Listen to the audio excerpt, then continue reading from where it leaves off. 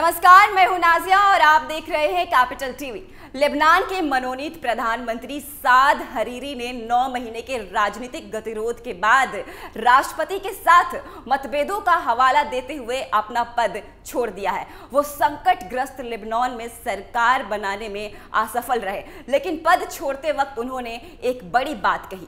उन्होंने कहा कि अल्लाह इस मुल्क की मदद करे। तो आखिर क्यों प्रधानमंत्री ने अपने मुल्क को भगवान के भरोसे छोड़ दिया है, इस रिपोर्ट में देखिए।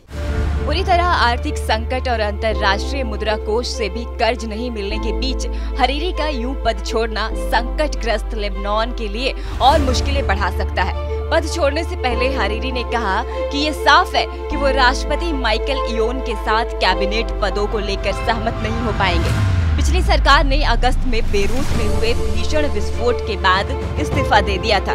इस हादसे में 200 लोग मारे गए थे। उस वक्त से ही लेबनान गंभीर आर्थिक मंदी से जूझ रहा है और अब स्थिति और भी बदतर हो गई है।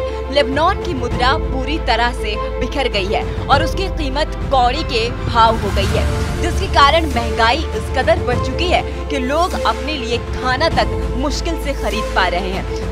साथ ही ईंधन, बिजली और दवा की आपूर्ति भी कम हो रही है।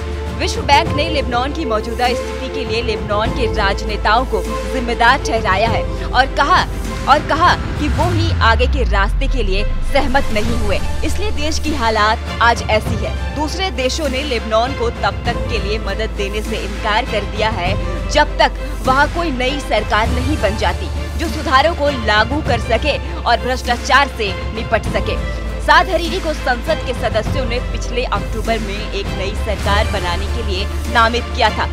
महज 1 साल के भीतर ही उन्होंने आर्थिक संकट की वजह से हो रहे सरकार विरोधी प्रदर्शनों के बीच अपने पद को छोड़ दिया है।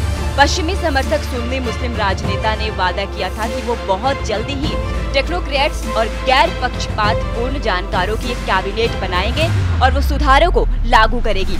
लेकिन ईरान समर्थित चरमपंथी शिया हिजबुल्लाह आंदोलन के ईसाई सहयोगी राष्ट्रपति माइकल इयोन ने हरीरी के कई प्रस्ताव को अस्वीकार कर दिया था।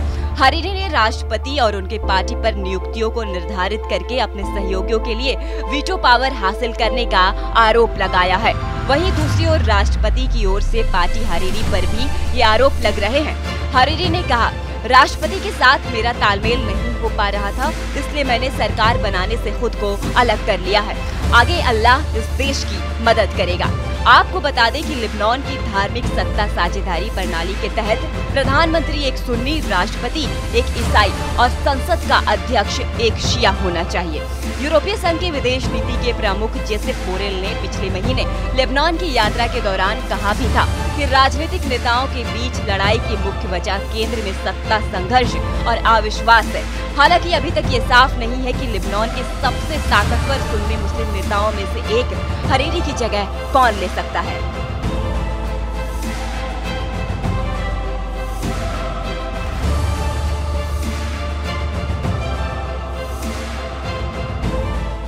अब ये तो आने वाला वक्त ही बताएगा कि लेबनान की सत्ता पर कौन काबिज होगा, लेकिन हरीरी का इस तरह से पद छोड़ना ये साफ करता है कि लेबनान एक बार फिर से गहरे संकट की ओर जाने वाला है। फिलहाल के लिए बस इतना ही। देखते रहिए कैपिटल टीवी।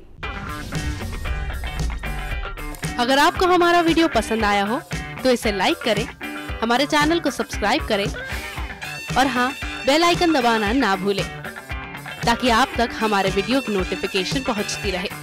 आप अपना सुझाव हमें कमेंट बॉक्स में दे सकते हैं। हमारे साथ जुड़ने के लिए शुक्रिया।